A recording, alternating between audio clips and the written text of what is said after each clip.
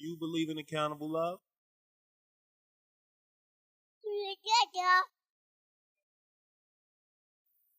Welcome to Accountable Love, home of the LoveSnobs, where love is a group journey. My name is Jerry. My name is Aziz. And today we're talking about maturing into togetherness, which is our definition of love. We are all searching for stability. We are all looking for absolutes in humanity, but there are no absolutes. There's only accountable love, a love that says when you pick a partner and friend, they will show up with their daily best and you will give them your all as well. We all deserve love at its highest form, so the LoveSnobs are here to tell you, you deserve everything. You deserve a high clap. Not only dealing with love, a lot of people have like 27 definitions for the word love, and we talked about this in our first season. Well, let's start with the fact that people equate love with an emotion.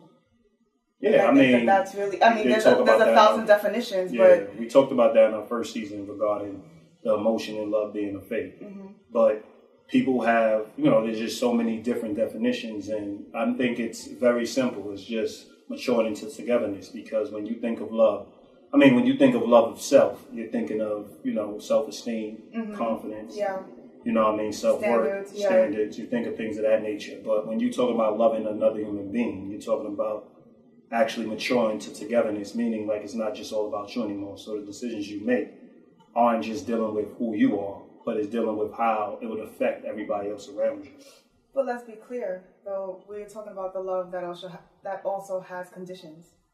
So it's accountable love. It's not being selfish. When you decide that you want to build something with somebody, it's not being selfish. But there's also conditions to what's going on too. And not the conditions like, if you don't do this for me, then I'm not going to be around. But in the conditions that this is what we signed up for, and if you go outside of that, then we may have some issues. Yeah, definitely. I think when people hear us speak about accountable love and speak about, actually creating distance from people who bring negativity to your life, we're not saying that you just distance yourself every time it gets rocky. We're talking about just starting a discussion. So everything starts with having a discussion. Obviously, if somebody doesn't want to speak or they don't want to talk any longer, the relationship is done, because communication is a big part. Obviously, if they, if they're not coming, you're not coming to a resolve, and it's something big for you and something big for them, obviously the relationship, y'all going to have to create distance. Or when you guys are having a conversation and you realize through the conversation that you guys are no longer on the same page and you guys want two separate things from the relationship. That's what I just said. Oh. Yeah, that's exactly what I just said. But, you explained it in your own terms. Everyone takes in information differently. Yeah. See that? And that's another point. That actually brings up my next point. Everybody's talks about love being accepting differences. Yeah. When love is finding a way to come to a common ground. So it's finding similarities in your core values. And there, of course, and we spoke about in our first season, there's of course going to be differences. Like, I like the summer, you like the winter. You know what I mean? Like stuff like that. Like something that's not going to rock the relationship. Like something that you guys could work through, not differences in core values. Or principles, like those things. Yeah, your principles, your core values, the things you like to do. Even if the person doesn't like to do them, there has to be, or do something. There has to be a great understanding of when you're going to do the things that they don't enjoy doing, when they're going to, sacrifice and actually compromise and actually do some of the things that you enjoy doing, even though that they don't find it as fun. Mm-hmm. It's all about coming to understanding. It's all about communicating to get to a common ground. So when you talk about love, you're talking about actually maturing into togetherness. Everything's dealing with partnership, togetherness. Everything is dealing with, and we're not just talking about a relationship regarding romantic relationships, friendships also. Like everything, when you do it, you got to say, would I be able to tell this friend? Would I be able to tell this friend? Would I be able to tell this friend? You shouldn't do something that you aren't able to tell your friends, just like you teach your children not to do anything that they can't tell you. You know what I mean? That's how you kind of raise your children. So you teach them what love is. Love is being open. Love is being honest. Love is a relationship. So in that relationship, one person can't have the upper hand, or what could you quote unquote say, have secrets mm-hmm. to and act like they can't tell the person because the person may judge them. Well, or the person may question them, or they're not kids, or I'm my own person. Like, once you signed up and matured to togetherness and said, I love you, you're not your own person. Well, you should be as transparent as possible. Definitely. You share the world. You share the world with somebody. You're actually traveling through the world together. And whether it's your friend, whether it's your partner, whether it's anybody you can say, I love you to, you are traveling the world with. So you don't want to make their situations harder at any point. Well, yeah, when you talk about maturing into togetherness, we could talk about our situation because we are friends and we weren't always as close, or we were close at one part of our lives and then there was like a lot of distance in between, and then we came back together again. And I wouldn't say we matured because I think that Aziz has always been at that place, but when not always, not always, but at a younger age. So he was doing this at like 15. I did a whole lot of stupid. But by the time, when the time that there was distance, you were more mature in that way. So in order for me to get there, and it wasn't an ultimatum, I just knew what the standard was. So I knew, like, I would come around, I would kind of like hang out on the outskirts, and we didn't really hang out as much, but I would pop in and pop out. And although I knew, like, there's some of the things that I wanted to connect with Aziz on, but because I wasn't fully committed to changing who I was all around, I didn't even acknowledge it. I acted as if it didn't even exist. I acted like he lived in a world so separate from mine. I had no idea what the hell was going on. And because I didn't want to change, I didn't even acknowledge that there was a lot of things that I agreed with. It's just that I felt that if I agreed to it, then that meant that I would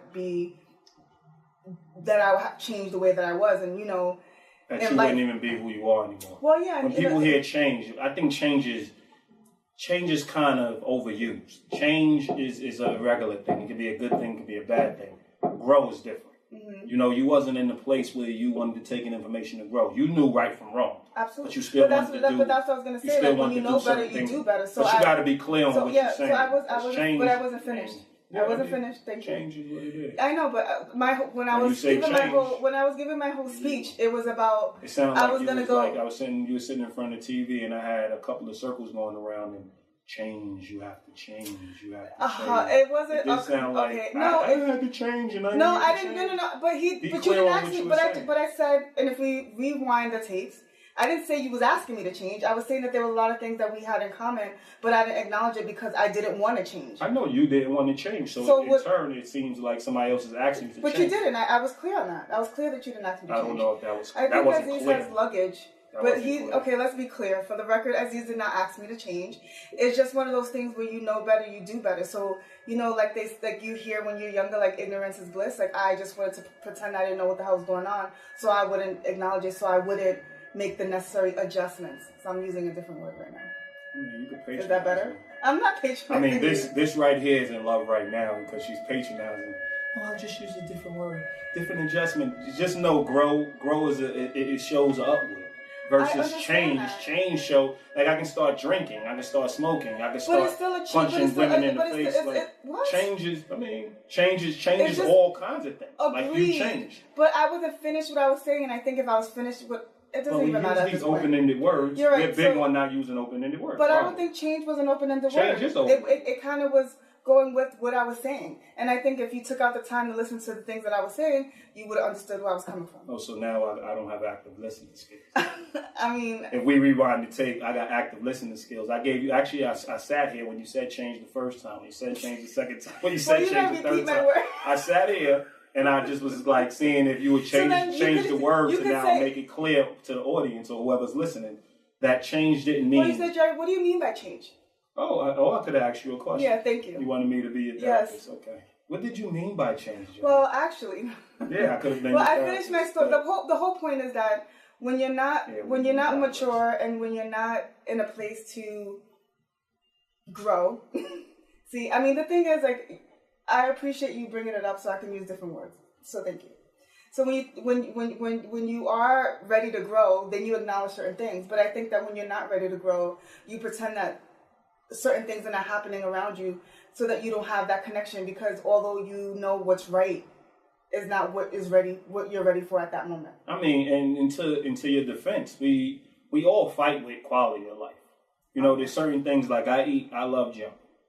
You know what I mean? Now I'm getting up in the upward phases of life. You know what I mean? So, like, jump, okay, 40, upward stages of life, 40. And eating junk and just sitting there eating junk. I'm not as active. I'm not as, The cookie monster. Yeah, I love cookies, but I'm not as active. I'm not an athlete anymore. I actually go to work. I actually take care of, home with my family. I sit on the couch a lot. We watch movies. And, we do active things, but at the same time, I'm idled a lot more. So quality of life is I still want some junk, but I would have to taper it a little bit, right? Yeah, wouldn't that be quality of life? So what happened was you understood good from bad, but you didn't really think it was a bad thing because you still wanted to hang out and chill and do certain things. And it wasn't like you had certain priorities that you was, you wasn't, what would you say? You wasn't, what are you about to say?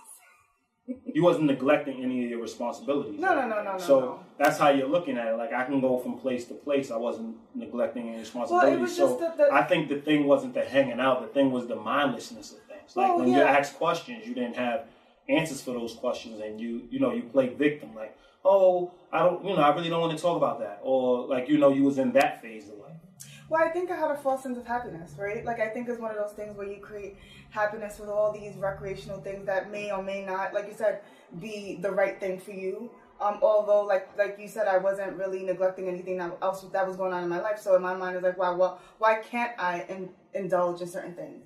But it wasn't still fueling my soul. Like, there were certain things I was still missing, but I wasn't trying to give up one to do the other. Definitely. And in some cases, you don't really necessarily have to, depending on who you're around. You know what I mean? Like, I think that at that time, it was the people that I was around fit what I was doing at that moment. The minute that became old for me, I lost that common interest, that commonality that I had with everyone else. Definitely. So, and I knew that, like, you kind of go in knowing that. So that was another reason why I played dumb, because I didn't want to necessarily give up those people. And I didn't just say, hey, I'm not hanging out anymore, so you can't be my friend. But it goes way deeper than that. There's just so many different layers to it. Like, there's certain things that I will, want to talk about, or things that I thought was important in a friendship that wasn't really happening. And, we were very... you really, when it all boils down to things, it has nothing to do with the fact that who you were friends with, as much as you were friends with them and felt apprehensive about challenging. Yeah, and because although you knew I did, in but it wasn't all the time. Yeah, you knew in really challenging their core values, you would lose them as friends. Yeah. And you shouldn't be fearful around your friends. Now, we all know we do certain things. If we have good friends, we do certain things, we're going to lose our friend. Mm-hmm. Because our good friends are going to actually hold us accountable, and they're going to stick to their principles. Yeah. So we all know that there's certain things and certain lines we shouldn't cross. And sometimes we cross them, or sometimes we teeter on them lines anyway, and risk losing friends, which goes into the next understanding of maturing into togetherness. Mm-hmm. Like, if I'm with somebody and I get married, we get married, right? And I'm with somebody, my friends met that person, they hang out with that person, they're at that person's house. And then I decide to cheat and tell all the rest of my friends.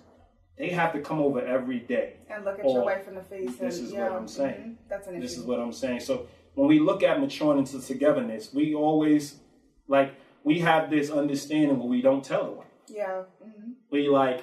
We really, really say, okay, it's that person's, and you do give that person a chance. I'm not saying you do talk to them, explain to them, say they got to come clean, they got to be honest.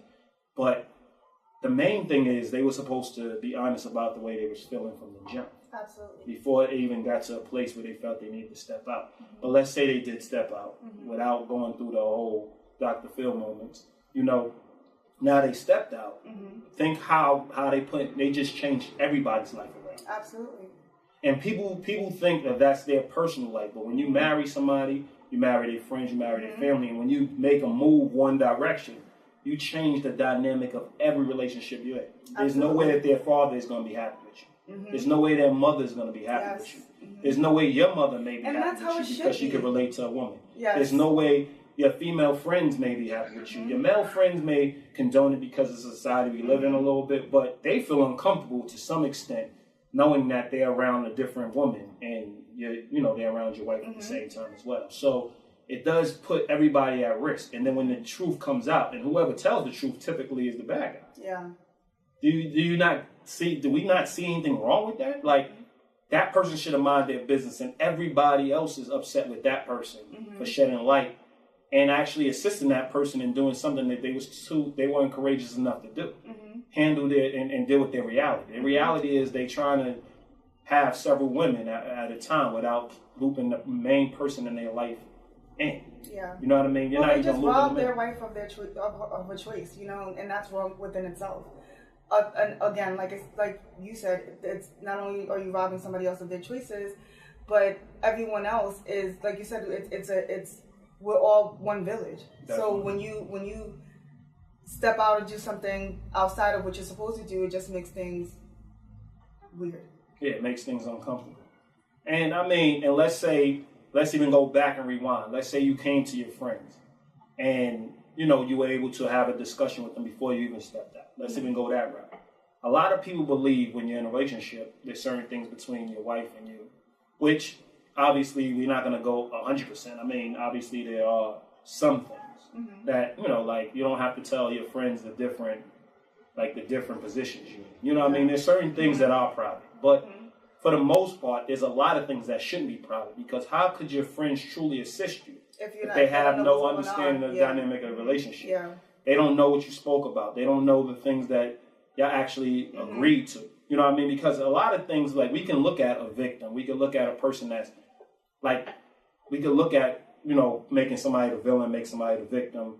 We can keep doing that based on our own understanding, but we really need to understand the dynamics of the relationships we make a proper assessment. Yeah, because I spoke to people and they always talk about how, you know, oh, my brother deserves a better woman. And I'm like, your brother's a slime. Like, how do you, because he's connected to you and because y'all blood, he deserves a better, but he hasn't been a good man. Yeah. And now he deserves a better woman when she steps out on him, but he's been stepping out on her forever. Or, you know what I mean? Or a woman deserves a better man because he's out there, you know, he treats her and talks down to her, but nobody pays attention to how she talks to him. Yeah. You know what I mean? So, like, you're like, they're kind of meant for each other, even though you know that they're toxic together. Or and you know that the relationship is not a healthy relationship, but you know that together this is how they function.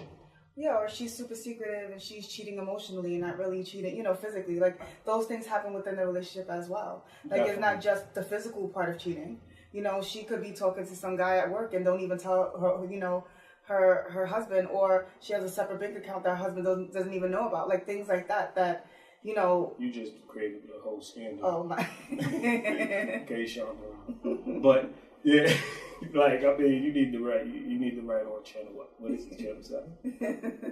I don't know. I don't know the last time we turned on the channel and streamed everything, right? So now we in the newbie, we newbies now. Yeah, seriously. But, I mean, like, it's true. Like, there's a lot of cheating emotionally that we really don't talk about. Ever. Like, a lot of people believe that they're truly entitled to their own thoughts. And let's not make, because again, we have an issue with broad statements. So when I say entitled to your own thoughts, I don't mean incomplete thoughts. Like, when you're still trying to work things out and trying to have a clear understanding of how to address the situation, yeah, try to collect your thoughts, get your thoughts together. And every time it's not going to be that way. Sometimes you have to, like, actually say what you have to say, and then y'all kind of bounce off each other. Or what would you say? Because I'm lost the words. Say what you're going to, and just kind of talk it out, basically. No, but when you bounce ideas off each other. Well, basically brainstorm. Y'all gotta brainstorm. Or through the discussion, y'all have different ways y'all communicate and y'all come to a common ground. But for the most part, it's okay to, like, try to find a destination, or try to have a clear understanding of how you feel before you address a situation. Granted, but you have to talk to your partner. You have to communicate with your partner. When something's not feeling right or something feels uncomfortable, you have to speak to your partner. Just like, you know, we watch shows all the time, you know, that pride themselves on, let's say, when people have mental health issues. Well, that show, the new show that we've been watching. What you mean? A Million Little Pieces. Oh, yeah, a million little things. Oh. That's how you know you're old. Well, they are pieces. But, that's what I'm saying. It's like one person committed suicide, the other person would have committed suicide. He's depressed. Yes. Didn't tell his wife, and now his wife needs to understand. And now the viewers need to, like, we look at his wife, if she's not supportive, then she doesn't understand the disability. And then it becomes a bigger issue with her. But he kept her in the dark. And it wasn't because of his depression, it's because he was a Catholic. Yeah, pretty much. You know what I mean? And he would have basically left her. Like left her to actually bury him. And not even know that he was even struggling. Definitely. So you look at different dynamics, and we naturally say that a person needs to come to their own truths at their own pace. But not when they connected to other people. Like you have to come to your truths with other people. That's why we say again, love is a group journey. You know what I mean? So you have to come to that understanding. You're feeling depressed. At the day one, we need to have a discussion. Absolutely. Like don't hold it in. Don't wait 5 days and say maybe I'll get over it. Day one, I'm not feeling good. I'm not feeling well. I'm not feeling myself. That's where it starts. Definitely. And then we start having discussion. We start brainstorming. Now, if you're a person that always comes up, always has an issue, always has something, the first thing a person's going to say, damn, you always got something. But you can't, that's their truth, and that's them being honest with you. So that's a whole nother thing that we talk about with maturing into togetherness, like the honesty of it. You know, then we get to this place in our relationships where we're kind of more focused on not being honest to spare somebody's feelings versus having a full transparency and working through whatever the honesty is together. Now, what you're honest about may not be truthful. It's just where you're honest. It's just what's truth to you at this particular time. And then when you merge and y'all have a discussion, that's when the truth starts. So we're kind of taught to like, okay, spare that person's feelings. And if you are a person who is strong-willed, or you're a person that's what would you say? Because I'm not going to say the strongest person in a relationship, because we each share strength. Well, that's the next thing about equal relationships. Right? Yeah, the equal relationship part of it, where you're in a relationship with somebody, and there's always somebody that, like, if you're around people, there's always somebody that. Than emotional. So I don't think that is strong-willed or not. I think that in most relationships, there's always a person who's a little bit more logical than the other. But let's even say a person that's a little bit more direct. Yeah, well, that's not even logical all the time, just a little more direct. Yeah. There's always 2 or 3 people looking to help the person that's not as direct. Yeah. So they always create a victim of your partner, and then it makes them feel like they have allies. And then it causes frictions within your relationship where the honesty should be a direct thing. Like, you should be free to be as direct as you need to be. Now, we're not talking about fighting unfair, meaning don't be disrespectful. Yeah, don't or bring like bring up things at a time when you're heated, and now all of a sudden that's the first time they're hearing it. Yeah. You know what I mean? But it's being more direct and having honest discussions on a regular basis and practicing that and having that as a practice. So when you're doing it, it comes natural. Yeah. After a while, like after 2 months, 3 months, 4 months, it becomes real natural. It becomes a nature of your relationship. Like your friendships as well. You know what I mean? If a person's not up to par in certain things, you need to let them know, like, you're not being up to par. How many people you see stay in situations with friends or family members or partners where, like, I had somebody just tell me that he stayed, one of their friends stayed with their baby mother because he didn't want to pay child support. You get what I'm saying? Yeah. Like, what part of the equation is that? And then we all sat there and really had an understanding of or a discussion about what love was. And now we're like, the friend is saying, yo, I love the person I'm with. How you love the person you're with and you're staying with them, you're tolerating. Yeah, pretty much. Love is not a tolerance. It's like a placeholder. Love is not a tolerance. Love is not accepting the wrong in somebody. Yeah. Love is maturing into togetherness. So that means that coming to a common ground, a healthy common ground. That doesn't mean I'm going to tolerate. Like, if you are, like, let's say in the situation where the guy was depressed, it's his aim, it's his job as a husband to go get help. Absolutely. You know what I mean? So he can be an equal partner with, like, his partner shouldn't be burdened by his depression. Yeah. They should work through it together. Well, yeah, because by the time that in most situations, by the time the other person finds out, that person's already out of that place. Definitely. So it's not that they're at a point of no return, but they're at a point where you're nursing them back to health. Yeah, basically. And so it's unfair to the person that you claim that you love by being so secretive about how you really feel, because depression is a real thing in some people, in It's definitely a real thing. Yeah, it's a real thing, but you need help through it. And the whole point of you feeling depressed is because you felt alone to begin with. And then you're going to keep adding on, like keep going into the dark place by shutting everyone out. Like it's wrong because in their mind they're sparing the other person's feelings. You know what I mean? Like it's like they feel like they're doing that person a favor. But if you ask anybody, because I've talked to people that suffer from depression. If you ask, everybody wants to be treated like an equal. Yeah, like an equal. People still want to be treated they don't want to be catered to. They don't want to walk in a room and now everybody just sees the diagnosis over the person. Yeah. So you have to still maintain being who you are with the person. So if you have to say something raw, you're going to say something raw and straight to the point. But you're going to take the time to talk about it and walk through it. And it's up to them when they are suffering from depression. When something feels like it's hurting their feelings or the walls are coming in, it's up to them to have a discussion with you as well. Yeah. You can't cater to the actual disease. You have to work through it together. And that's what I'm saying. Like a person doesn't want their partner to change or make adjustments because all they see is a diagnosis. So that would be one that's extreme, but that would be one of the examples of where a person believes, I got to now cater to the person, so I can't be as honest. I have to be compassionate, if that's what they want to say. But that's really, when you talk to, like, your partner doesn't want sympathy. Yeah. Your partner wants an equal. So your partner's coming to you not to change the dynamic of the relationship, but to say, listen, I'm depressed.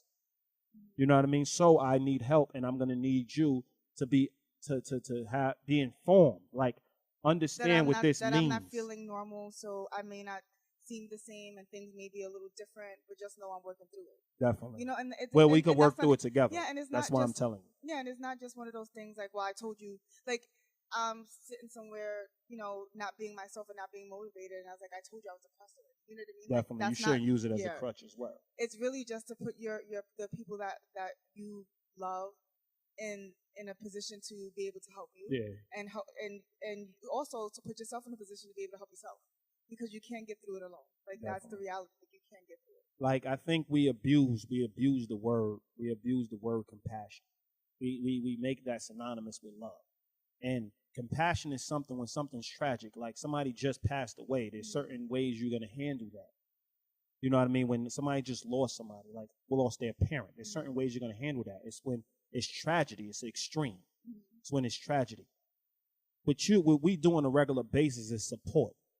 Like, we want to support. Love is a support, meaning we want to strengthen anything. Like, if the person is doing something that they deem great, we want to support them. We want to be there to support them. When they're doing something that's not great, we want to also support them by being hard, tough love. You know what I mean? But so those are the things. They want to control the situation. They only want to hear the good things. They don't ever want to hear the bad. Definitely. And it goes both ways. And then when people say they're entitled to their opinion. Yeah, but we use the example of the depressed guy, but what about the female that's gaining weight and her husband or whoever's around her knows that if they actually say something to her that's going to like break her heart. But she should hear from the people that she's around all the time that she is gaining weight. You know what I mean? Because everyone's thinking it, everyone sees it. And we're gonna not talk about it. But we're gonna instead of her gaining weight 5 pounds, and she could lose. We're gonna wait till she gets to 30 pounds. Yeah. Where it's gonna be really difficult to lose. And when we actually tell her, now she goes straight to 50. Yeah. Because now she's in the place where we was talking about. She's gonna be depressed. But we tell her at 30 instead of telling her at 5. But you shouldn't be around a person who's gonna dictate how honest you should be with them. Definitely. You know what I mean? That's another thing. Like, we shouldn't allow a person that is not in the best place to decide what we say to them, because it's unfair to us too. Definitely. I mean, that's why we had the first season defining our terms, because there's a difference between nitpicking and growth and pointing things out. Well, yeah, you're not like, you fat chick, like, what the hell are you doing? But it's like, definitely. Nitpicking is short. It's a very short thing, like what you just said. You just like poking at the person. Well, listen, every time when I first started gaining weight, like, when I wasn't even big, I was a size 10. But it was sometime, one point you was looking like Andre Giant. Yes. After your pregnancy. I'm talking pre-pregnancy, Jerry. Okay, pre-pregnancy, Jerry. I wasn't even a big girl. Definitely. But whenever I would go. You talking about 21, Joe. That actually went from being really skinny. Yeah, to being a little thick. Being meaty. Yeah, pretty much. Yeah. And actually more curvy. Yeah. well, I didn't really have whatever. Anyway, so yeah, I went from being a size 4 to a size 10. Definitely. And I would go to family events. It and the looked first good thing, on you, by the way. Oh, thank you. And I would go to family functions, and the first thing the second thing they would say to me aside from hi is, "Wow, you're fat."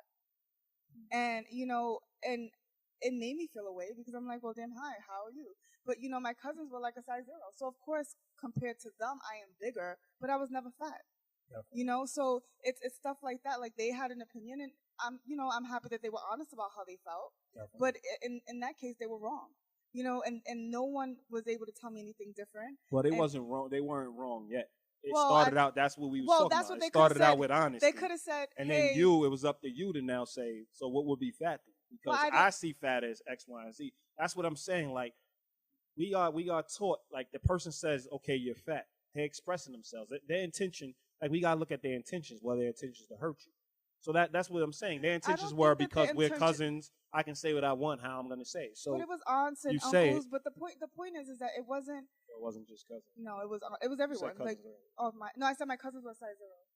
Oh, okay. And I was just bigger. But I don't think their intentions were to hurt my feelings, and I think that because I was always so small, to see me older and to see me put on the weight, they're like, oh, well, you're fat. I think what they were trying to tell me was slow down, because if you have genes like, some of my older aunts or my dad or whatever, I think that was their way of saying to me, like, hey, you're getting a little bigger, like maybe you need to like monitor what you're eating or whatever the case may be. Yeah, that's why it's important not to make blatant statements. But I was younger, and I was younger. I wasn't as secure, so it kind of made me going to my family's house was dreadful for me because I already knew. Like they'll say hello, I'm like, I already know I'm fat, and I would just keep it moving. You know what I mean? Like it became Definitely. One of those things. But I mean, again, it was on their end because they just used fat and kept it moving. But like we always talk about holding people accountable. It was also on your end by not having a discussion. Like you avoided, you avoided the discussion, and in turn, it like exacerbated on your insecurities. Absolutely. Like it actually ballooned your insecurities ballooned a little further than they needed to. So I'm sure you started seeing yourself in the mirror differently. Of course. And now we blame them. But we shouldn't, because I think it's a joint thing. It is, like I could have did my part by asking the right questions. Definitely. And they could have did their part by explaining. But either way, like they said one thing, I took it in and we kept it moving, and it just became the reoccurring thing until I now they don't tell me I'm fat, but I mean, maturing. It's a different situation, but I mean, you matured. Like maturing into love means that now we understand that we're not creating this accountable love. We're not creating victims of anybody. Yeah, no. You know what I mean? We're looking at where each person may have went wrong and how we could have handled it a lot better. You know what I mean? And sometimes you're 80% right and 20% wrong. You still gotta fine tune that 20% because we try to get to 100% as much as possible, because how could you move on in a relationship if y'all both ain't in agreement? Absolutely. You know what I mean? So in that situation, in that dynamic, I would have naturally said, like, me as your friend, I'd have been like, well, that has nothing to do with them. They told you straight up what it is. That was their honest assessment of where you at. But I didn't do so my now part you should have looked and said, yeah. listen, what would be fat to you? Because fat is this, fat is this. Like me being a size 10, that's not fat. So, I mean, what scale are we on? Yeah. Like, where are we measuring? Because obviously there's different cultures and we have different ideals in these cultures. You know what I mean? Like, I go downtown, I might be fat and obese. I go to a white doctor, I might be obese. I go to a minority doctor. Well, I might like they usually tell me, well, you it's built based on nice. genetics. It's genetics. And like my doctor said, who happens to be a Caucasian man, he said that, based on like I this stereotype. Yeah. He said, well, I exercise, I eat well, and the weight that I was at the time was a healthy weight for me. Definitely. So yeah, we can go on the scale. It's based on genetics. It is. We are informed now, and at the time, I mean, you was a lot younger, so we wasn't as informed. The internet wasn't, as potent. But the point is, now we have it. We have all the information, so we do know in different cultures, different places, like Serena Williams is not a size 0. She sure isn't. But all them skinny girls, she's chasing them skinny girls all the way around. You know what I mean? Sure is. Every time she's barely moving. You know what I mean? And they're just running back and forth. So you got to look at it from that angle. Like the way you're built, based on genetics, it plays a part. But you know what I mean? We and got off topic. that does come. I Yeah. mean, but that does. It's not. It's really on topic because it does come with loving yourself. It's probably your favorite topic. You know, dealing I with, know, but I'm trying food. I could talk about this all day. I mean, and it is. so it is dealing with your topic, but your topic is physically loving yourself. Yeah. You know what I mean? Which is important, and knowing, and like you said, knowing what's truly what your truth is. You know what Definitely. I mean? Like go and identify what's true, and not just what's true to you, what's true to you in conjunction with other people. Like we can't just sit there and I'm a great rapper, and you rapping in your bathroom, and when it comes to now getting on stage with 70 and there's 70 different competitors, and you're horrible. Like you can't have a false sense of reality. Yeah. You know what I mean? That's not what we talking about when we say love yourself. We talk about love yourself is like really put yourself in a position to have the confidence, and then now see if that confidence is relevant to the rest of the world. Or also ask questions, or just simple questions. It's like, why do you say this? You know what I mean? Definitely. Because again, when I was a certain age, I did think that I didn't necessarily think I was fat per se, but I didn't think that I was aesthetically, like, I didn't look as nice as maybe my cousins did who were smaller.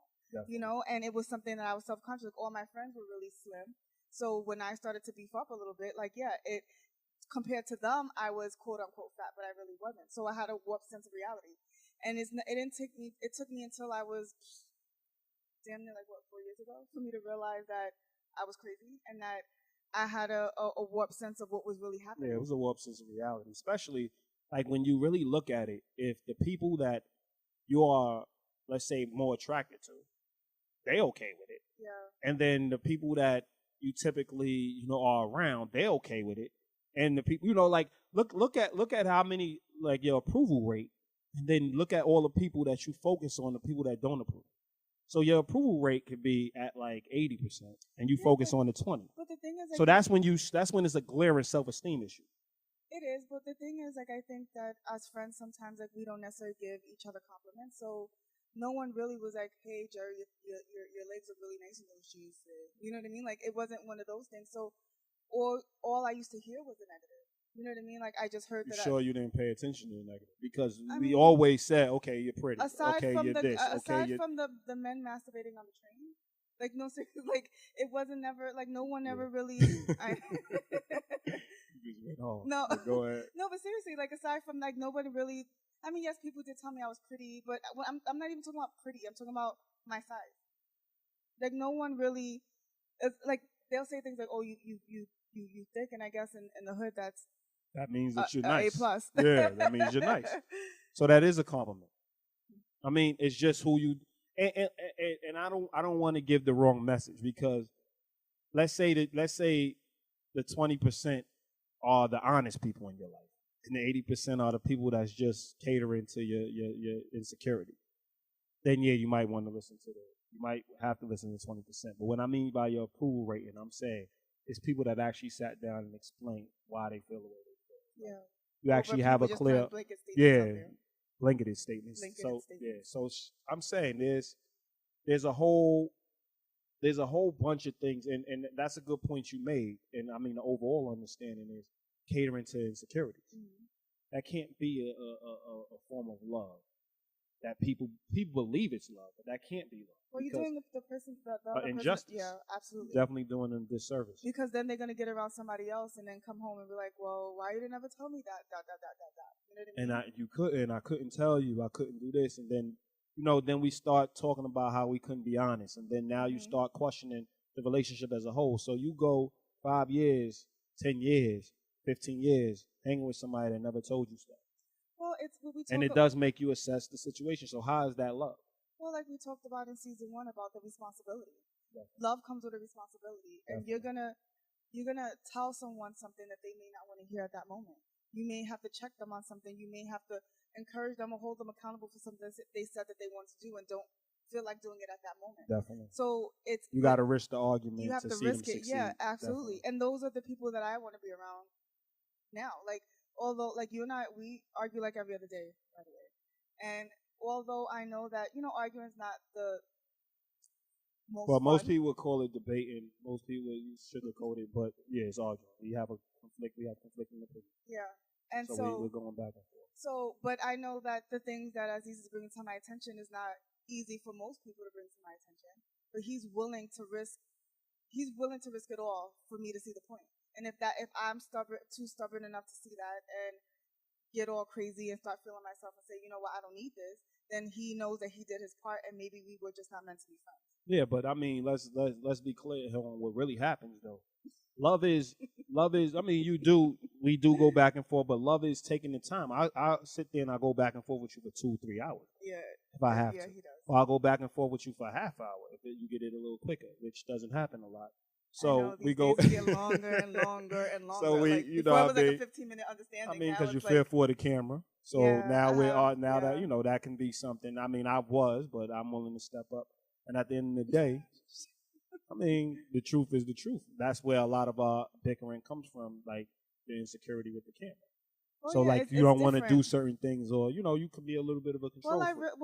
So when you're being asked to do something that is better for the whole, not necessarily better. I'm shutting it down. Yeah, you act in a certain way, but you come through, and that's where the accountable love portion comes in. But throughout this whole journey, I all these different insecurities came to surface that I didn't even know existed. Like, you get to a certain point in your life when you think everything is the way that it's supposed to be. And that's how I felt. Like, I finally relaxed into life as it was. And then we decided to do this podcast, and it just not created all this insecurity. I guess it was always there, but I never tapped into it because it was never something like this. Yeah. Like, to be vulnerable enough to be on the camera, although I can be vulnerable. You know what I mean? Like, it's just a different type of vulnerability. It's not. I don't think it was about the vulnerability. It's about you not understanding your worth and you have the value. Like, you're like, all the information I have, other people have. And that's not the truth. Like, you are skilled at what you do. So you have to look at that and look in the mirror, and sometimes you have something to offer. And whether it's 5 people listening, 10 people listening, 1 million people listening, you have something to offer. So because you have that to offer, I'm like, let's give it back to the world. Like, we at a place where it's our purpose to actually give people back all the wealth of information and knowledge and wisdom that we have. And if we can impart that on other people and help them with equal and healthy relationships, that should be big. You know what I mean? Well, I guess this is a part of love. Me basically explaining to you have value. You know what I'm saying? So that was the biggest thing. Like, well, just kind of the hypocritical part of the hypocritical thing. I mean, we could use it. We could use it. Well, it just, I didn't, want to be a hypocrite. Aziz has been working on this way longer than I have. So, it although I always knew the right things to do, and the one thing that always connected us is because, we had the same fire from young. You know what I mean? Like, I've been a certain way. They have the ability of application. Yeah, and like taking a concept and apply it. Well, and holding people accountable. I've been holding my dad accountable since I was like 4. Definitely. You know what I mean? So we had that in common, but because Aziz has been putting it into practice way longer than I have, it's I wouldn't say that I'm at a disadvantage, because I think that I do believe that we are on the same page, but he's a lot more seasoned than I would say that you are a lot more seasoned than me. Yeah, I think I've been challenging people a lot. Like, you went through a phase of being self-indulged. Yeah.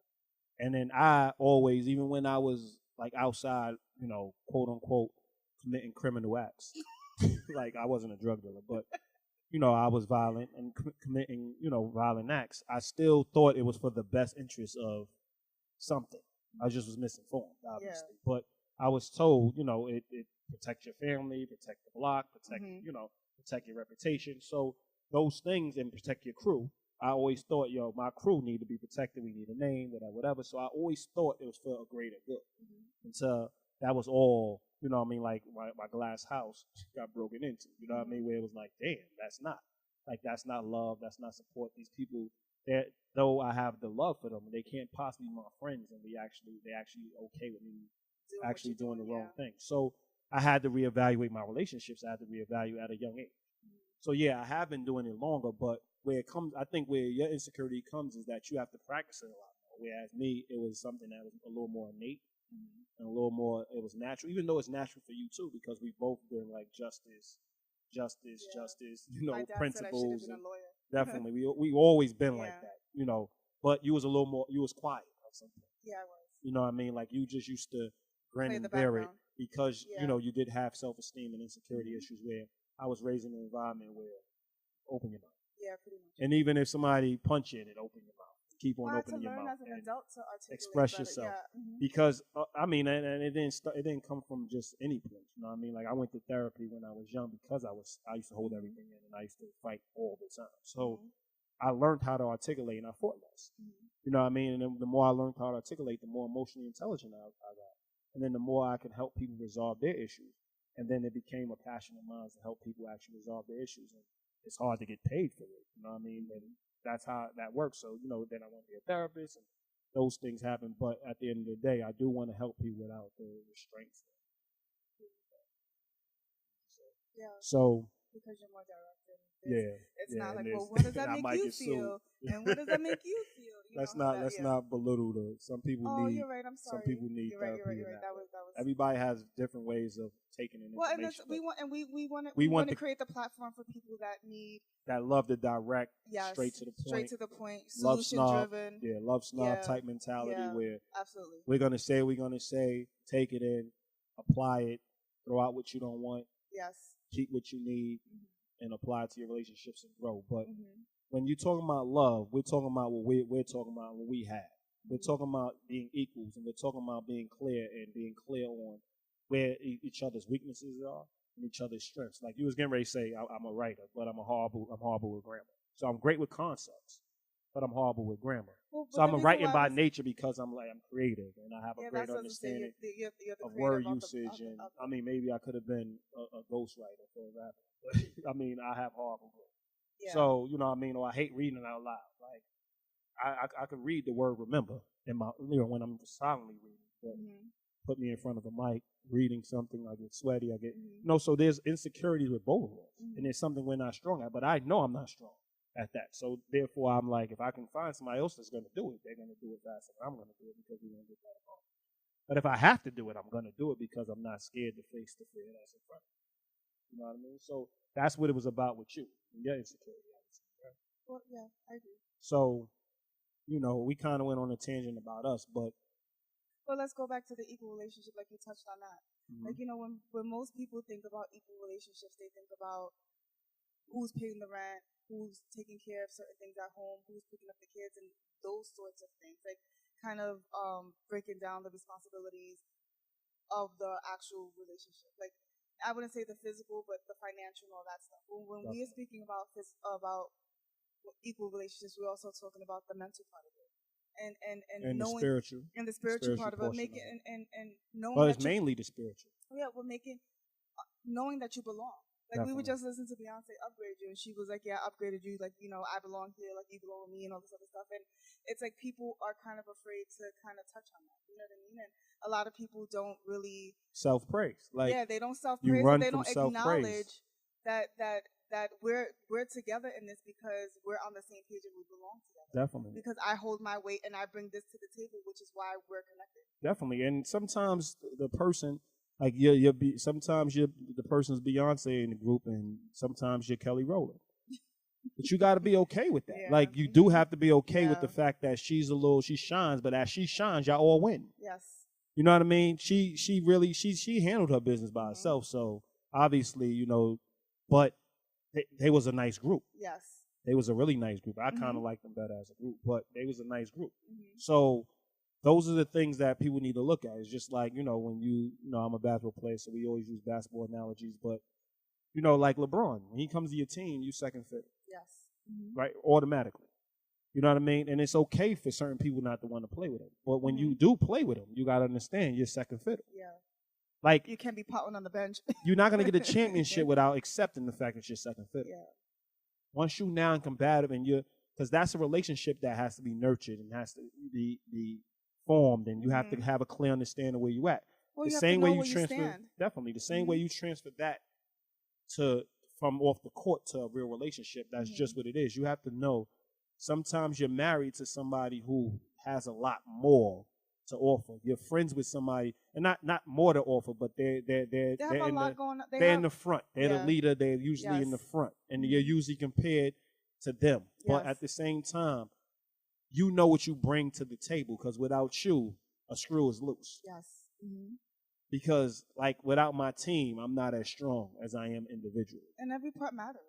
Definitely. So we're not a team. You can't be a team by yourself. So every part matters. So it could be something as simple as, one person cooking dinner while the other one's cleaning, or even like you say all the time, like, because Aziz is so brilliant, like he does a lot of the mental lifting. So because he does a lot of the mental lifting, my job is more the physical. Now I'm not, the handyman, but but I mean, it's a little bit more. Maybe when you come over, you may cook, or maybe clean a dish or something. Clean a dish? I mean, wow. The past couple of days I've been cooking and cleaning this whole time, but okay. I clean a dish. But you don't live here. I don't live here. Oh. You don't live in my house. So I'm saying, I don't know what you talk about. But what I'm saying is, and that's not even a friendship. I mean, you're great in your own right. So yeah, you're right. The point is, what I bring to the table, I'm a little bit more conceptual. Yeah. I'm a little bit more spiritual. So a lot of it is like sometimes, I mean, you, like I was saying, you're brilliant in your own right. And sometimes you have to pull me back because I'm so focused on solution. Not saying you're not solution driven, but I am focused on the solution, and to get to the solution, I gotta like come back a little bit, observe the present, and then catapult us into the future. So, but you're beyond solution. You're not only are you solution driven, but you're also, why did this shit happen to begin with, and how could we avoid this going forward? Oh, you know definitely. what I mean? So I think that there's pretty much where I will start with initially what the problem is, solution, and then kind of work my way back into like how do we get there and how we move forward. But it comes in like maybe 3 different conversations where you are hitting it in that one conversation. If I come to you with a problem, it's like we're talking about everything. You know what I mean? Definitely. Like how you never let me forget about the damn cat. I mean, I did tell you not to get the cat. I did tell you not to get the cat. I told you it was a second kid. You said you didn't want no more kids, but yet you got a cat. So Camille, so my daughter wanted a cat for her 8th birthday, right? No, let's not. No, this is not the discussion. We're talking about maturing into love. Okay, and that is maturing into love. I mean, maturing into togetherness. Love being maturing into you're togetherness. Not an animal lover? I mean, it don't matter. I don't think that's relevant to our discussion right now. You're going to tell a whole story. We know your stories. They're not that long. I was going to chop it up. What are you talking about? You wasn't going to chop it up because then you remembered that you didn't mention one thing, and then you remember you didn't mention another thing. See, this is where our accountable love comes in, because I got to cut her off because she believes one thing, and then she's going to go into a 20-minute story. So the point is, and I could be long-winded as well, but yeah. I mean, but I think I'm saying a lot in the long-winded. Nobody wants to hear about Mello. Nobody wants to hear about your cat. So I'm just saying, at the end of the day, we talking about love. So when you look at love, you have to truly look at, are you ready to actually deal with what it takes to be in togetherness? Yeah. Because that's what love is. Love is making decisions for the greater whole, not just for you. And it's having a great sense of self, so you know what role you play in every relationship. Mm-hmm. And like we always say, confidence is knowing who you are in every room. Yes. So that doesn't mean that you have to have the biggest ego. Definitely. Because ego will hurt the relationship. Definitely. But it's really just knowing where you stand. And shining in that role. Yes. Mm-hmm. So if you're the dishwasher, okay be the best dishwasher in the world. If you're the cook, be the best cook in the world. You know what I mean? So it's shining, and that's just in a restaurant. You know what I mean? It's shining in a relationship. You have to understand who you are in the relationship, and you got to understand the dynamics of all the relationships you're in. Mm-hmm. So that's maturing into togetherness. Mm-hmm. You can't just make quick moves and think everything's okay. And I'm not going to say it doesn't work, because we do live in a world where everybody believes going to quote unquote heaven is helping a less fortunate person, or helping somebody that was misguided get back on the right path. Mm-hmm. We not Accountable Love, and we're LoveSnobs. We're saying we want to support the people that have actually been walking the path and are tired of dragging people who haven't been walking the path. Yeah. You know what I mean? The greater good is to actually inspire people to get to where you at and actually walk up the hill while you're standing on top of it. Like, you can come walk, but I'm not helping the people that's going down there. Yeah. Mm-hmm. So we want people who are maturing, like love. We want people to see love as maturing into togetherness, making decisions to not only honor yourself by picking great relationships, but honoring the people that you pick great relationships with by not doing things that's going to be a detriment to the relationship. Absolutely. So this is another Accountable Love. This is maturing into togetherness. We are the Love Snobs, and this is Accountable Love. My name's Aziz. I'm